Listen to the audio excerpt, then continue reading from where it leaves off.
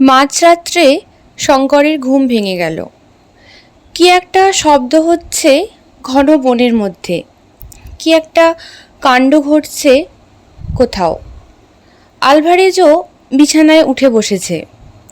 দুজনেই কান খাড়া করে শুনল। বড় অদ্ভুত ব্যাপার, কি হচ্ছে বাইরে? শঙ্কর তাড়াতাড়ি টর্চ জেলে বাইরে আসলো। আলভারেজ বারণ করল, বলল, এসব অজানা জঙ্গলে রাত্রিবেলা ওরকম তাড়াতাড়ি তাঁবুর বাইরে যেও না। তোমাকে অনেকবার সতর্ক করে দিয়েছি, বিনা বন্দুকেই বা যাচ্ছ কোথায়? তাঁবুর বাইরে রাত্রি ঘুটঘুটে অন্ধকার। দুজনেই টর্চ ফেলে দেখল। বন্য জন্তুর দল গাছপালা ভেঙে ঊর্ধ্বশ্বাসে উন্মত্তের মতো দিকবিদিক জ্ঞানশূন্য হয়ে ছুটে পশ্চিমে সেই ভীষণ জঙ্গল থেকে বেরিয়ে পূর্ব দিকে পাহাড়টার দিকে চলেছে। হায়না, বেবুন, বুনো মহিষ, দুটো চিতাবাঘ তো ওদের গা ঘেঁষে এক ছুটে পালালো। আরও আসছে দলে দলে। ধাড়ি ও মাদি কালোবাস বাঁদর দলে দলে ছানাপোনা নিয়ে ছুটেছে। সবাই যেন কোনো আকস্মিক বিপদের মুখ থেকে প্রাণের ভয়ে ছুটছে।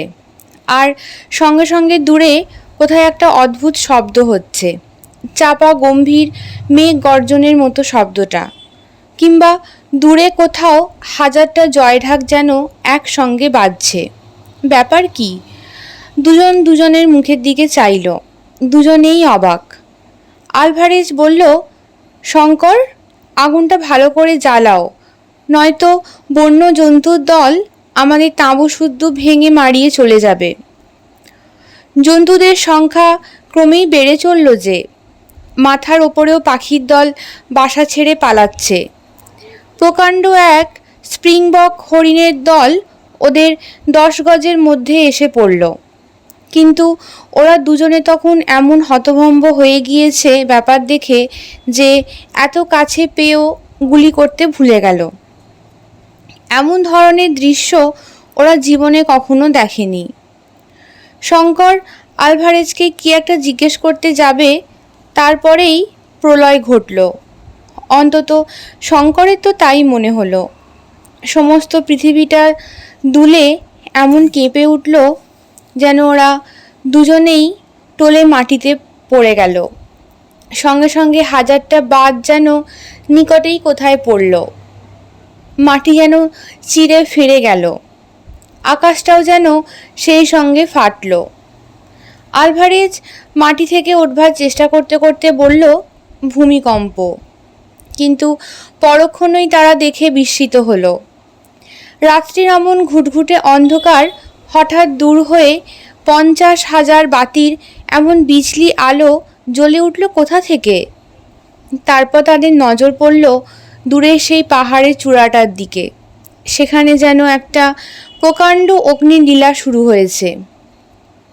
রাঙা হয়ে উঠেছে সমস্ত দিগন্ত সেই প্রলয়ের আলোয়। আগুনে রাঙা মেঘ ফুঁসিয়া উঠছে পাহাড়ের চূড়ো থেকে 2000-2500 ফুট উঁচুতে। সঙ্গে সঙ্গে কি বিশ্রী গন্ধকের উৎকট নিঃশ্বাস রোধকারী গন্ধ বাতাসে। আলভারেজ সেদিকে চেয়ে ভয়ে ও বিস্ময়ে বলে উঠল, আগ্নেয়গিরি, সান্টা আনা গ্রাসিয়া ডা কার্ভোডা। কি অদ্ভুত ধরনের ভীষণ সুন্দর দৃশ্য। কেউ চোখ ফিরিয়ে নিতে পারল না ওরা খানিকক্ষণ। লক্ষটা তুবড়ি একসঙ্গে জ্বলছে, লক্ষটা রং মশালে একসঙ্গে আগুন দিয়েছে শঙ্করের মনে হলো। রাঙা আগুনের মেঘ মাঝে মাঝে নিচু হয়ে যায়। হঠাৎ আগুনে ধুনো পড়লে দপ করে জ্বলে ওঠে, অমনি দপ করে 1000 ফুট ঠেলে ওঠে। আর সেই সঙ্গে 1000টা বোমা ফাটার আওয়াজ।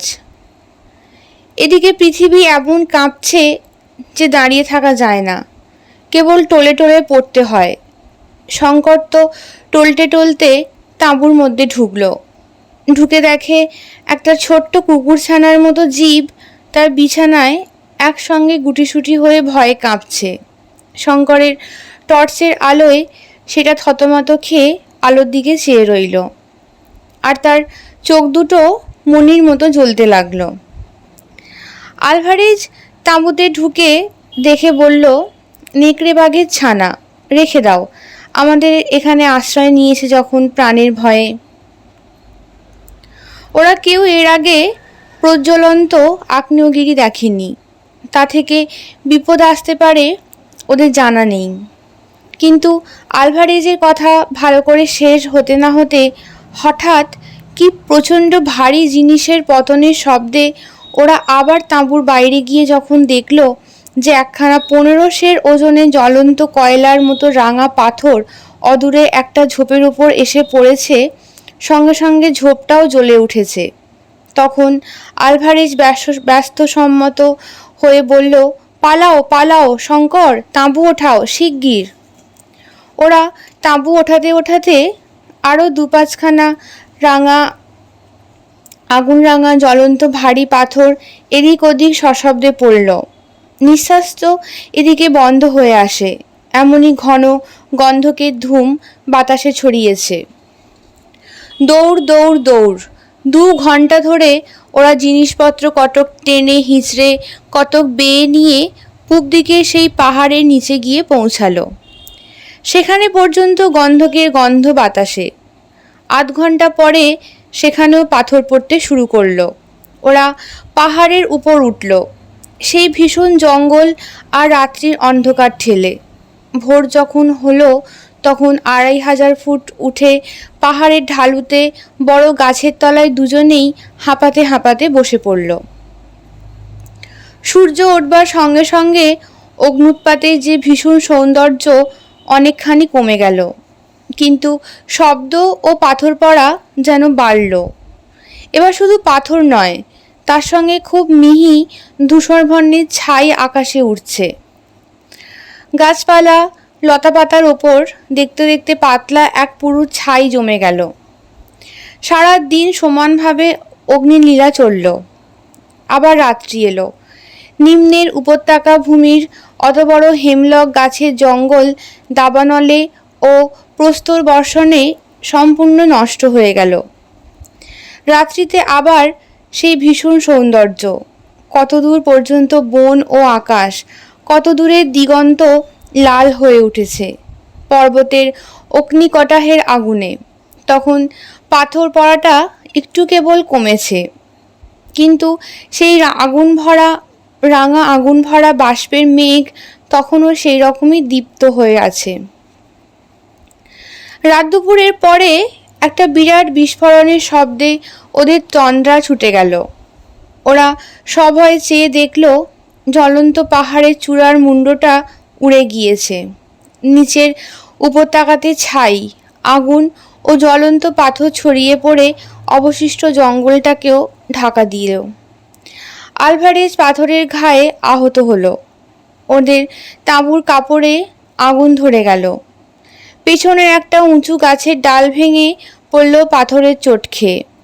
শঙ্কর ভাবছিল, এই জনহীন অরণ্য অঞ্চলে এত বড় একটা প্রাকৃতিক বিপর্যয় যে ঘটে গেল তা কেউ দেখতেও পেল না, যদি না তারা থাকতো। সভ্য জগৎ জানেও না আফ্রিকার গহন অরণ্যে এ আগ্নেয়গিরির অস্তিত্ব। কেউ বললে বিশ্বাসও করবে না হয়তো। সকালে বেশ স্পষ্ট দেখা গেল, মোমবাতি হাওয়ার মুখে জ্বলে গিয়ে যেমন মাথার দিকে অসমান খাঁজের সৃষ্টি করে, পাহাড়ের চূড়াটার তেমনই চেহারা হয়েছে। কুলপি বরফটাতে ঠিক যেন কে আর একটা কামড় বসিয়েছে। আলভারেজের ম্যাপ দেখে বলল, এটা আগ্নেয়গিরি বলে ম্যাপে দেওয়া নেই, সম্ভবত বহু বৎসর পরে এর প্রথম অগ্ন্যুৎপাত, কিন্তু এর যে নাম ম্যাপে দেওয়া আছে তা খুব অর্থপূর্ণ। শঙ্কর বলল, কি নাম? আলভারেজ বলল, এর নাম লেখা আছে অলডনীয় লেঙ্গাই। প্রাচীন জুলু ভাষায় এর মানে অগ্নিদেবের শয্যা। নামটা দেখে মনে হয় এ অঞ্চলের প্রাচীন লোকদের কাছে এ পাহাড়ের আগ্নেয় প্রকৃতি অজ্ঞাত ছিল না। বোধহয় তারপর 200 বছর কিংবা আরও বেশিকাল এটা চুপচাপ ছিল। ভারতবর্ষের ছেলে শঙ্করের 2 হাত আপনা আপনি প্রণামের ভঙ্গিতে ললাট স্পর্শ করল। প্রণাম হে রুদ্রদেব, প্রণাম। আপনার তাণ্ডব দেখার সুযোগ দিয়েছিলেন, এজন্য প্রণাম গ্রহণ করুন হে দেবতা। আপনার এই রূপের কাছে শত হীরকখনি তুচ্ছ হয়ে যায়। আমার সমস্ত কষ্ট সার্থক হলো।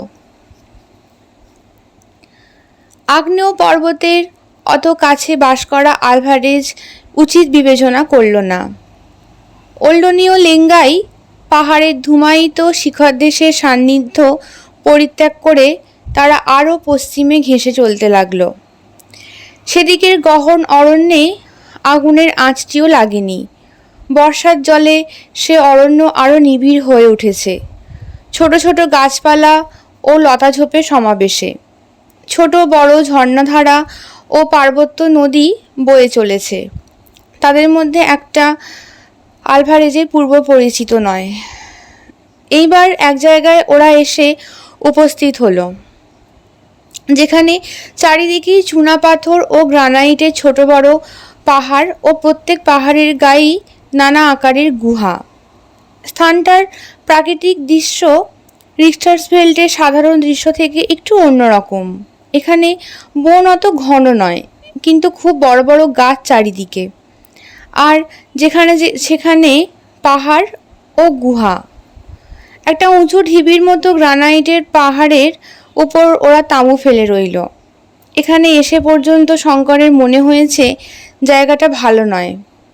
কি একটা অস্বস্তি, মনের মধ্যে কি একটা আসন্ন বিপদের আশঙ্কা, তা সে না পারে ভালো করে নিজে বুঝতে, না পারে আলভারেজকে বোঝাতে। একদিন আলভারেজ বলল, সব মিথ্যে শঙ্কর, আমরা এখনো বনের মধ্যে ঘুরছি। আজ সেই গাছটা আবার দেখেছি যেখানে ডিএ লেখা, অথচ তোমার মনে আছে আমরা যতদূর সম্ভব পশ্চিম দিক ঘেঁষেই চলেছি আজ 15 দিন। কি করে আবার আমরা সেই গাছের কাছে আসতে পারি? শঙ্কর বলল, তবে এখন উপায় কি? উপায় আছে। আজ রাত্রে একটা বড় গাছের মাথায় উঠে নক্ষত্র দেখে দিক নির্ণয় করতে হবে। তুমি তাঁবুতে থেকো। শঙ্কর একটা কথা বুঝতে পারছিল না, তারা যদি চক্রাকারে ঘুরছে, তবে এই অনুচ্চ শৈলমালা ও গুহার দেশে কি করে এলো? এ অঞ্চল তো কখনো আসেনি বলেই মনে হলো।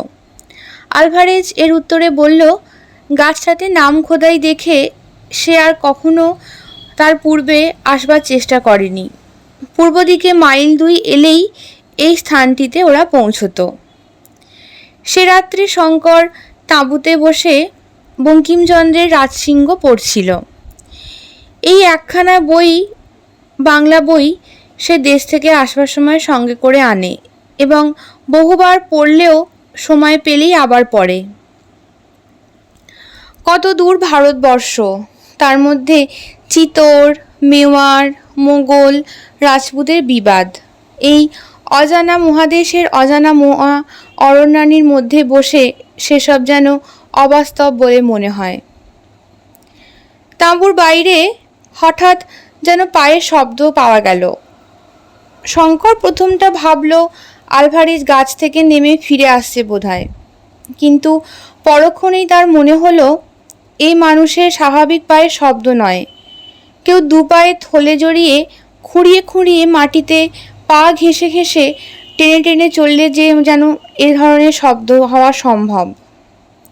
আলভারেজের উইনচেস্টার রিপিটারটা হাতের কাছেই ছিল, ও সেটা তাঁবুর দরজার দিকে বাগিয়ে বসল। বাইরে পদশব্দটা একবার থেমে গেল, পরেই আবার তাঁবুর দক্ষিণ পাশ থেকে বাঁদিকে গেল। একটা কোনো বড় প্রাণীর যেন ঘন ঘন নিঃশ্বাসের শব্দ পাওয়া গেল, ঠিক যেমন পর্বত পার হবার সময় এক রাত্রে ঘটেছিল, ঠিক সেই রকমই। শঙ্কর একটু ভয় খেয়ে সংযম হারিয়ে ফেলে রাইফেল ছুঁড়ে বসল। 1 বার 2 বার। সঙ্গে সঙ্গে মিনিট দুই পরে দূরের গাছের মাথা থেকে প্রত্যুত্তরে দুবার রিভলভারের আওয়াজ পাওয়া গেল। আলভারেজ মনে ভেবেছে শঙ্করের কোনো বিপদ উপস্থিত, নতুবা রাত্রে খামোকা বন্দুক ছুঁড়বে কেন? বোধহয় সে তাড়াতাড়ি নেমেই আসছে। এদিকে চারিদিক থেকে বন্দুকের আওয়াজে জানোয়ারটা বোধহয় পালিয়েছে। আর কোনো সাড়া শব্দ নেই।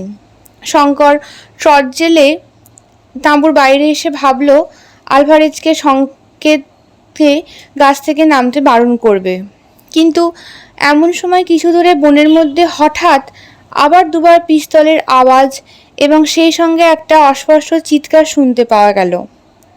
শঙ্কর পিস্তলের আওয়াজ লক্ষ্য করে ছুটে গেল। কিছু দূর গিয়েই দেখল বনের মধ্যে একটা বড় গাছের তলায় আলভারেজ শুয়ে। টর্চের আলোয় তাকে দেখে শঙ্কর শিউরে উঠল ভয়ে বিস্ময়ে। তার সর্বশরীর রক্তমাখা, মাথাটা বাকি শরীরের সঙ্গে একটা অস্বাভাবিক কোণের সৃষ্টি হয়েছে, গায়ের কোটটা ছিন্ন ভিন্ন। শঙ্কর তাড়াতাড়ি ওর পাশে গিয়ে বসে ওর মাথাটা নিজের কোলে তুলে নিল। ডাকল, আলভারেজ, আলভারেজ। আলভারেজের সাড়া নেই। তার ঠোঁট দুটো একবার যেন নড়ে উঠল, কি যেন একটা বলতে গেল। সে শঙ্করের দিকে চেয়েই আছে, অথচ সে চোখে যেন দৃষ্টি নেই, অথবা কেমন যেন নিস্পৃহ উদাস দৃষ্টি। শঙ্কর ওকে বহন করে তাঁবুতে নিয়ে এলো, মুখে জল দিয়ে। তারপর গায়ের কোটটা খুলতে গিয়ে দেখে গলার নিচ থেকে কাঁধের দিক পর্যন্ত খানিকটা মাংস কে যেন ছিঁড়ে নিয়েছে। সারা পিঠটারও সেই অবস্থা। কোনো এক অসাধারণ বলশালী জন্তু তীক্ষ্ণ নখে ও দন্তে পিঠখানা চিরে ফালা করেছে। পাশেই নরম মাটিতে কোনো জন্তুর পায়ের ছাপ, 3টে মাত্র আঙুল সে পায়ে। সারা রাত্রি সেভাবেই কাটল। আলভারেজের সাড়া নেই, সংজ্ঞা নেই। সকাল হবার সঙ্গে সঙ্গে হঠাৎ যেন তার চেতনা ফিরে এলো। শঙ্করের দিকে বিস্ময়ের ও অচেনা দৃষ্টিতে চেয়ে দেখল, যেন এর আগে সে কখনো শঙ্করকে দেখেনি। তারপর আবার চোখ বুজল। দুপুরের পর খুব সম্ভবত নিজের মাতৃভাষায় কী সব বকতে শুরু করলো। শঙ্কর এক বর্ণও বুঝতে পারল না। বিকেলের দিকে সে হঠাৎ শঙ্করের দিকে চাইবার সঙ্গে সঙ্গে শঙ্করের মনে হলো সে ওকে চিনতে পেরেছে। এইবার ইংরাজিতে বলল, শঙ্কর, এখনো বসে আছো? তাঁবু ওঠাও, চলো যাই। তারপর অপ্রকৃতস্থের মতো নির্দেশহীন ভঙ্গিতে হাত তুলে বলল, রাজার ঐশ্বর্য লুকানো রয়েছে ওই পাহাড়ের গুহার মধ্যে। তুমি দেখতে পাচ্ছ না, আমি দেখতে পাচ্ছি। চলো আমরা যাই, তাঁবু ওঠাও, দেরি করো না। এটা আলভারেজের শেষ কথা। তারপর কতক্ষণ শঙ্কর স্তব্ধ হয়ে বসে রইল। সন্ধ্যা হলো। একটু একটু করে সমগ্র বনানী ঘন অন্ধকারে ডুবে গেল। শঙ্করের তখন চমক ভাঙল। সে তাড়াতাড়ি উঠে আগে আগুন জ্বালালো, তারপর দুটো রাইফেল টোটা ভরে তাঁবুর দোরের দিকে বন্দুকের নল বাগিয়ে আলভারেজের মৃতদেহের পাশে একখানা শতরঞ্জির উপর বসে রইল। তারপর সে রাত্রে আবার নামল তেমনি ভীষণ বর্ষা। তাঁবুর কাপড় ফুঁড়ে জল পড়ে জিনিসপত্র ভিজে গেল। শঙ্কর তখন কিন্তু এমন হয়ে গিয়েছে যে তার কোনো দিকে দৃষ্টি নেই। এ কমাসে সে আলভারেজকে সত্যিই ভালোবেসেছিল। তার নির্ভীকতা, তার সংকল্পে অটলতা, তার পরিশ্রম করবার অসাধারণ শক্তি, তার বীরত্ব শঙ্করকে মুগ্ধ করেছিল। সে আলভারেজকে নিজের পিতার মতো ভালোবাসত। আলভারেজও তাকে তেমনই স্নেহের চোখেই দেখত। কিন্তু এসবের চেয়েও শঙ্করের মনে হচ্ছে বেশি যে আলভারেজ মারা গেল শেষকালে সেই অজ্ঞাত জানোয়ারটার হাতেই, ঠিক জিম কার্টারের মতোই। রাত্রি গভীর হওয়ার সঙ্গে সঙ্গে ক্রমে তার মন আকুল হয়ে উঠল। সম্মুখে ভীষণ অজানা মৃত্যুদূত, ঘোর রহস্যময় তার অস্তিত্ব। কখন সে আসবে বা কখন যাবে কেউ তার সন্ধান দিতে পারবে না। ঘুমে ঢুলে না পড়ে শঙ্কর মনের বলে জেগে বসে রইল সারা রাত। ওহ, সে কি ভীষণ রাত্রি! যতদিন বেঁচে থাকবে ততদিন এই রাত্রির কথা সে ভুলবে না। গাছে গাছে ডালে ডালে হাজার ধারায় বৃষ্টিপতনের শব্দে ও একটানা ঝড়ের শব্দে অরণ্যানীর অন্য সকল নৈশ শব্দকে আজ ডুবিয়ে দিয়েছে। পাহাড়ের উপর বড় গাছ মরমর করে ভেঙে পড়ছে। এই ভয়ঙ্কর রাত্রিতে সে একা, এই ভীষণ অরণ্যানীর মধ্যে। কালো গাছের গুঁড়িগুলো যেন প্রেতের মতো দেখাচ্ছে। অত বড় বৃষ্টিতেও জোনাকির ঝাঁক জ্বলছে। সম্মুখে বন্ধুর মৃতদেহ। ভয় পেলে চলবে না, সাহস আনতেই হবে মনে, নতুবা ভয়েই সে মারা যাবে। সাহস আনবার প্রাণপণ চেষ্টায় সে রাইফেল দুটির দিকে মনোযোগ নিবদ্ধ করল। একটা উইনচেস্টার, অপরটি ম্যান কিলার। দুটোরই ম্যাগাজিনে টোটা ভর্তি। এমন কোনো শরীরধারী জীব নেই যে এই দুটি শক্তিশালী অতি ভয়ানক মারণাস্ত্রকে উপেক্ষা করে আজ রাত্রে অক্ষত দেহে তাঁবুতে ঢুকতে পারে। ভয় ও বিপদ মানুষকে সাহসী করে। শঙ্কর সারা রাত সজাগ পাহারা দিল। পরদিন সকালে আলভারেজের মৃতদেহ সে একটা গাছের তলায় সমাধিস্থ করল এবং দুখানা গাছের ডাল ক্রুশের আকারে শক্ত লতা দিয়ে বেঁধে সমাধির উপর তা পুঁতে দিল। আলভারেজের কাগজপত্রের মধ্যে অপ্ট্রোখনি বিদ্যালয়ের একটা ডিপ্লোমা ছিল ওর নামে। তাদের শেষ পরীক্ষায় আলভারেজ সসম্মানে উত্তীর্ণ হয়েছে। ওর কথাবার্তায় অনেক সময় শঙ্করের সন্দেহ হতো যে সে নিতান্ত মূর্খ, ভাগ্যান্বেষী ভবঘুরে নয়।